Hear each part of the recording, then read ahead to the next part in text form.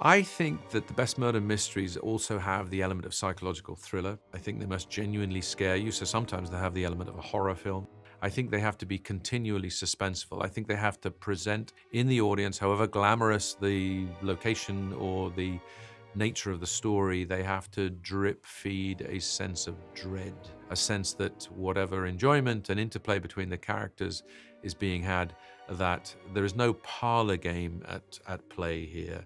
There is the very, very serious issue of murder and that prospect, and the prospect that any one of you at any time, any character could be subject to that terrible fate, I think needs to be constantly, unsettlingly, agitatedly there.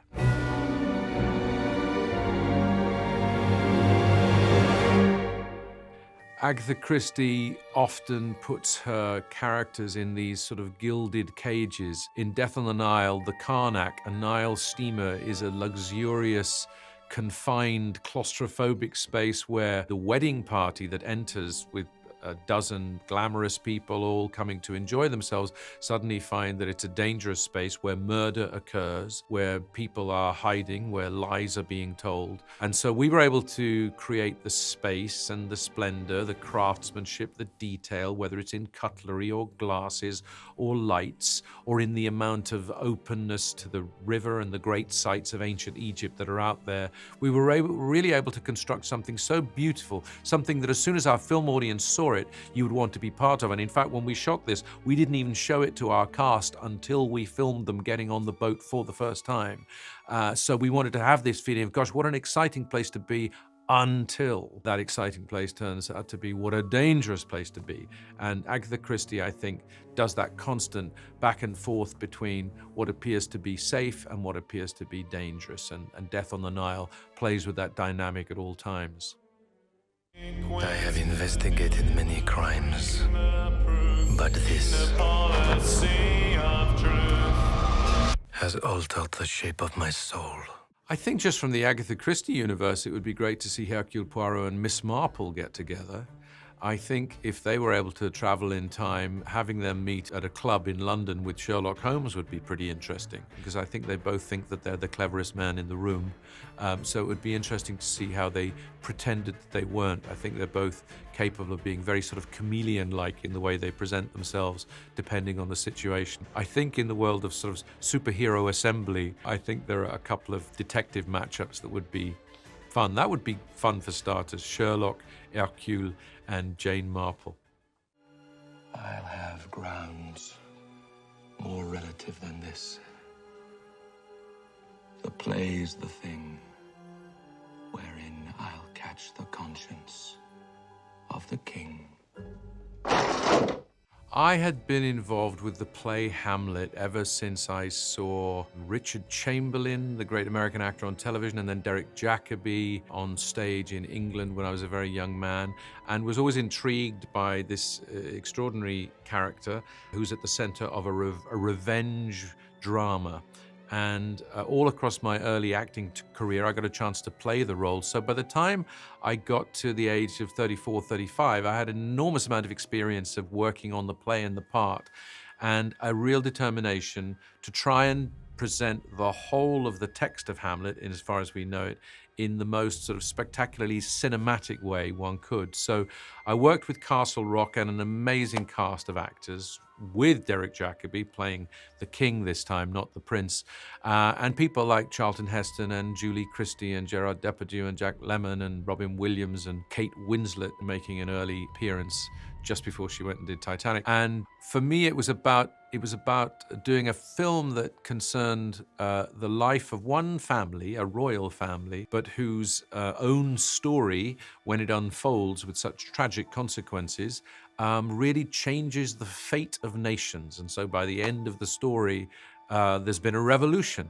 And yet at the center of it is, you might say, a quite simple account of the necessity to grieve when we lose people. Because that grieving doesn't happen, a chain of events is set in motion that creates a great story full of fights, drama, love, passion, intrigue, an amazing work of art from Shakespeare. And in this case, the chance to do it on 70mm with Castle Rock was really one of the great, great privileges of my professional life.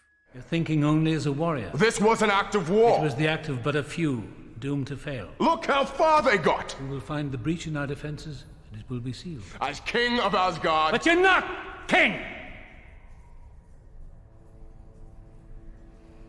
Not yet.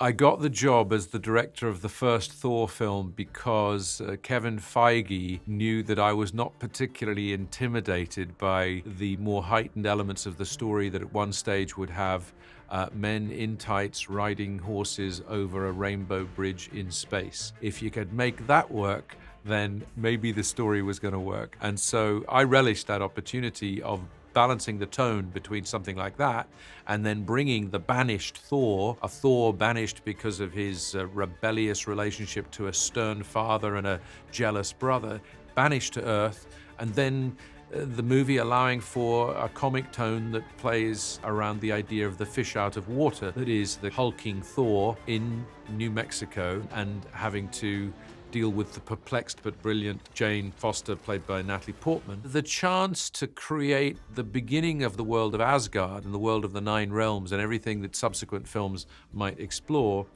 was a kind of Shakespearean tapestry that I relished and wasn't thrown by. I felt as though, no, you can be dramatic and you can be funny and you can be silly and you can be earnest, and all of those things are the glory of something like Thor, and they're part of the glory of the mixture of things that you'll find in so many parts of the MCU. So to be asked to be at the beginning of what we did not know was then going to become, one of the greatest cinematic phenomenon of the 21st century, that was a career high. Whatever happens, what you've done with these two,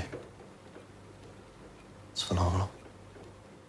The story of Belfast was one that was born out of the beginnings of the pandemic and the introspection that it brought, that sent me in this time of uncertainty and an unknown future back to my time as a 9-year-old in Belfast, where that same atmosphere was experienced when suddenly violence visited our otherwise very harmonious street, and the whole world turned upside down, much as it did for us all across the world in these last 2 or 3 years. And I wanted to write about how a 9-year-old with a 9-year-old's view of things, so inexperienced and beginning to understand how difficult it is to be a grown-up in a world that is so volatile, I wanted to sort of chart that, and in so doing, look at the sacrifices my parents made to help us judge whether to stay or to leave in a difficult situation that was particular for every single family, and to put a spotlight on some of the surprising things that went with that terribly violent time, which was the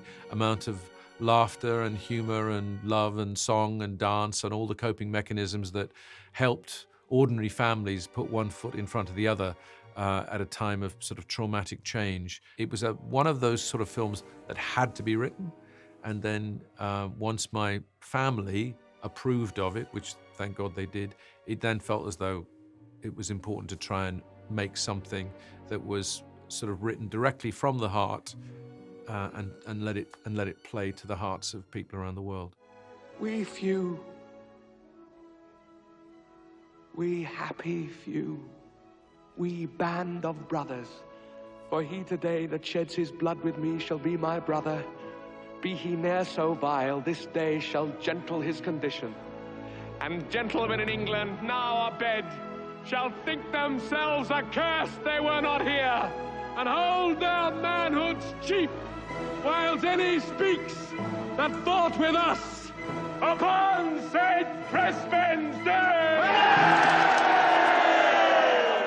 In directing my first film, Henry V, and thinking about what you would say to your younger self, I'd actually say well done, because one of the things that was part of that experience was a sort of fearlessness. It might have been born out of ignorance, but I guess what it resulted in was a real sense of following your own instinct.